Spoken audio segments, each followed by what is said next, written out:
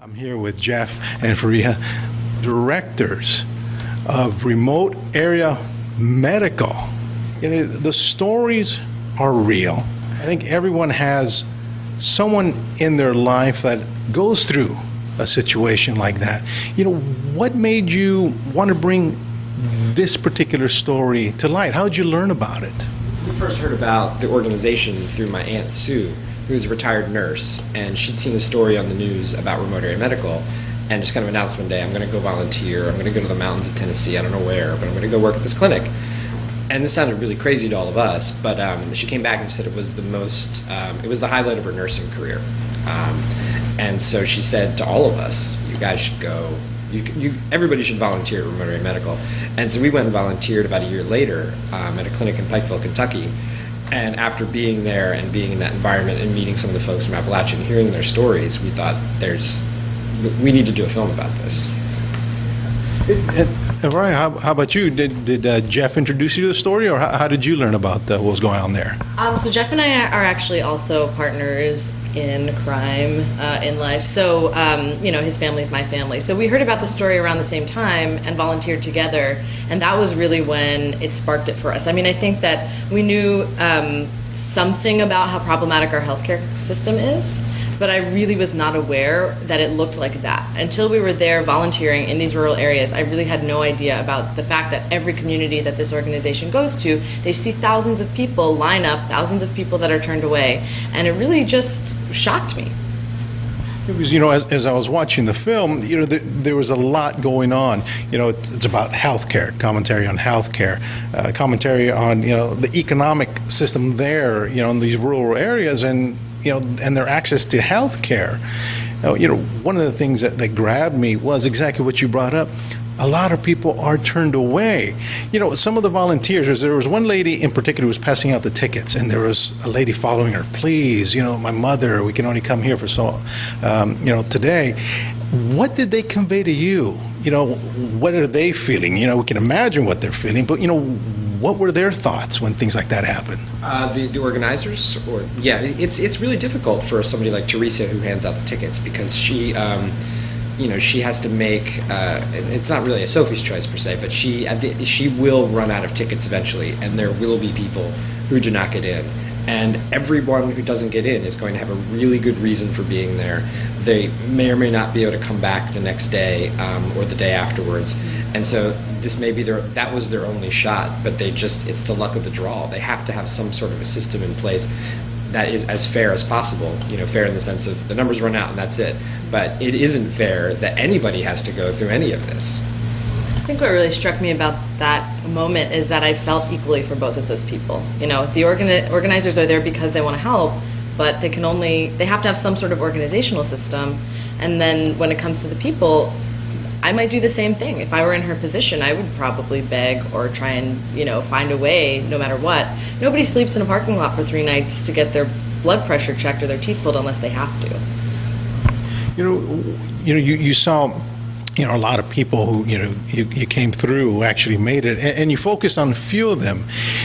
Did you have an opportunity to talk with them off camera a little more in length, or were you basically just an observer watching them go through the system? We definitely talked to a lot of the folks that we focus on the film a bit off camera. I mean, I think in some ways, our approach is always to go up as a human being and shake hands and say hi and find out a little bit about somebody's life and story before we say, hey, can we film this? Because it just, it's nicer. And so, we know a lot about Glenn, the gentleman who gets dentures and is blind. We know all about his life story, and some of that is in the film. We know a lot about Johnny, who Faria met in line one day and spent, most of the rest of the weekend with. We met Val, the woman who tries to get dentures, before the clinic actually, and interviewed her for a couple of hours, went to her home, went to her place of work, and then met her when she arrived at the clinic that Thursday night, Friday morning.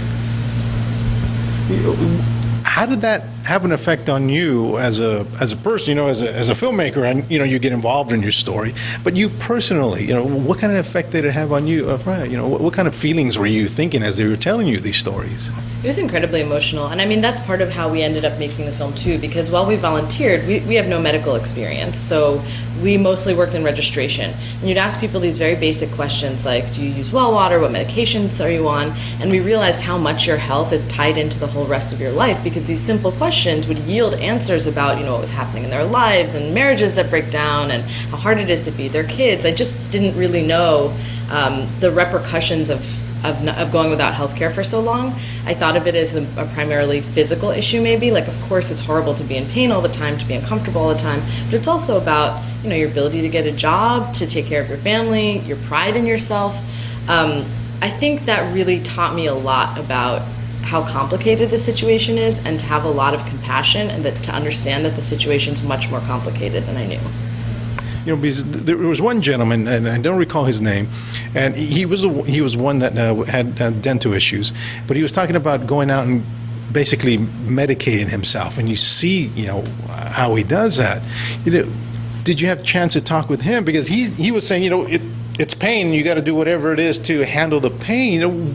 Is it just, oh, this is what I got to do, and I'll leave it at that? What were some of his views on that? I mean, I think it's a little open-ended. We even had conversations with our editor where he said, I think this person's just a drug addict, and I said, I've spent time with him. I don't think that's the case. But I think the bottom line is, A, regardless of what his personal situation is, he still deserves care. Everybody deserves care, I think.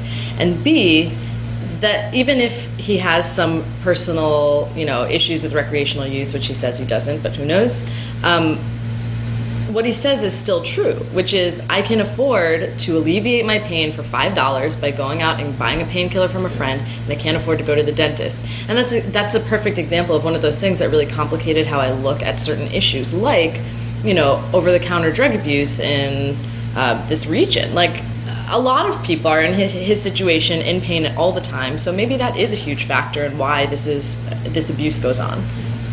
Absolutely. And when you look at them, like you were saying, if anyone who ever had a toothache, knows the pain of it, but having a mouthful, you can, understand why he does that.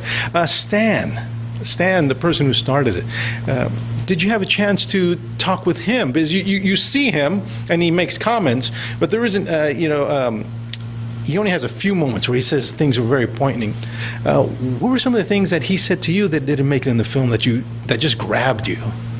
Stan's amazing, and he's a movie unto himself. And there's actually a movie being made about Stan Brock as we speak, and so people will see a lot more Stan sometime soon. But one of the things that there are two things that he always says that that have really stuck with me.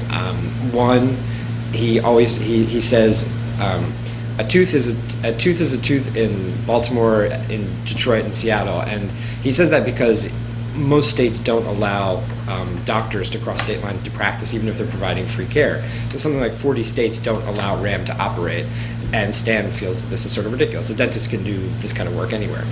The second thing, he often says that he would love for the United States government to come in and put remote area medical out of business in the states, so that way they could go back to doing the work that they started doing overseas. And I think that's a really powerful idea. Yeah, that was something that caught my attention. Because he said, we started in Nicaragua, Mexico, Puerto Rico, but now we're cutting back there because there's a bigger need here. How did that grab you? What went through your minds when he said that? And again, you hear this phrase all the time, that there's a third world country within our country, but it's so different seeing it in person. And I'm originally from Bangladesh, so I'm from a third world country, and I remember going into this film thinking, and I spoke to my mom, like, should I make this? There's so much happening in our country, is it right to focus on America when it's so wealthy in some ways? And she said that's exactly why you should focus on it, because the resources are available and they're just not being distributed to everybody, and that's not right, and that's what's so heartbreaking about it. And I think that's really what we saw. I didn't realize the extent of the need and how much we don't really take care of our rural communities. We act like they don't exist. There aren't structures in place that apply to them and take care of them, even beyond just the affordability of healthcare. How do we reach people who aren't living in New York City or LA or Detroit? Absolutely. I mean, what a great need. What wonderfully put. Just a couple more questions. I was thinking about healthcare. There was a book I had read, and I went to go look for it because I wanted to see. I remember the quote because the foreword was by Senator Edward Kennedy, and he was talking about healthcare because he's always been on the forefront. And at that time, he said, our healthcare right now annually is $13 billion. That was 1970. And now we look, now, and they were talking about 10 years, that's, $130 billion in 10 years. Nothing's changed. It would have been 1980. And now they're talking about how Obamacare, it will be an additional $130 million a year. And we still have, the same problems. Now that the film is done and you've seen, this other side of it, not just, what happens in the big cities, but in the rural areas, has it changed your perspective? Have you thought, wow, there's a couple different paths that I see we can go?